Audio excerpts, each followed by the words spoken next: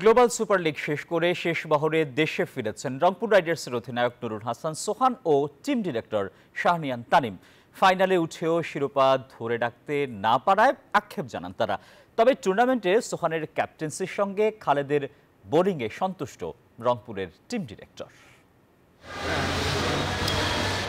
এর আগে বিভিন্ন ভাগে ভাগ হয়ে দেশে ফিরেছেন রংপুর রাইডার্সের ক্রিকেটাররা।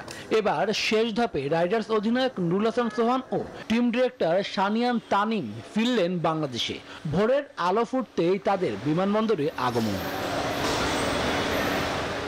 আসলে সবার আগে ফাইনাল নিশ্চিত করা উত্তরের দলটি জিততে পারেনি শিরোপা। ফাইনালে হারতে হয়েছে গায়ানা অ্যামাজনের কাছে, তাই শিরোপা ছুঁতে না পারার আক্ষেপ অধিনায়কের কণ্ঠে। চ্যালেঞ্জটা ছিল এবং আমার কাছে মনে হয় যে ইনশাল্লাহ অবশ্যই যদি ফাইনালটা জিততে পারতাম খুব ভালো হতো আমাদের জন্য, কারণ পরপর 2 বছর ফাইনাল খেলা ওটা অনেক বড় প্রাউডের ব্যাপার বাংলাদেশের জন্য। তো সেক্ষেত্রে হয়তো আরো ভালো হতো যদি ইনশাল্লাহ ফাইনালটাও জিততে পারতাম। বান্ডেল থাকলে প্রতি সেনমানিতে টাকা বাঁচবে। বিকাশ সেনমানি বান্ডেল কিনে জিতুন প্রতি লেনদেনে।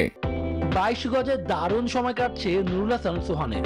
80 করেও জাতীয় দলে জায়গা হচ্ছে না, তবে সেসব বিষয়ে চিন্তা করতে চান না। যেখানে সুযোগ পান নিজে সেরাটাই দিতে চান। শ্রীলঙ্কা এবং পাকিস্তান দুইটাই অবশ্যই বাংলাদেশের খেলাটা প্রাউডের ব্যাপার। সব থেকে আমার কাছে মনে হয় যে বাংলাদেশ ক্রিকেট ভালো খেলছে বা আমরা ক্রিকেটাররা ভালো করতেছে, এটাই আলহামদুলিল্লাহ। Obviously long way to go. ইনশাল্লাহ আমার কাছে মনে হয় যে বাংলাদেশ ক্রিকেটের জন্য ভালো সময় আসবে। অবশ্যই লক্ষ্য থাকবে যদি সুযোগ পায় ভালো করার, যেখানে খেলি না কেন সেটা।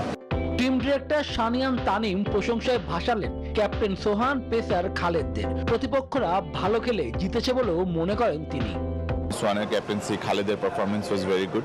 তাছাড়া ওভারঅল সবাই ছোট ছোট কন্ট্রিবিউশনস করেছে।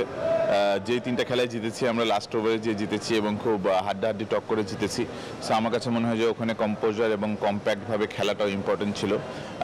তখন এইসব সিচুয়েশনে টিমের এফার্ট, সবাই একত্রিতভাবে 11 জন মাঠের ভিতরে কিভাবে করে খেলে ওটাও ইম্পর্টেন্ট থাকে।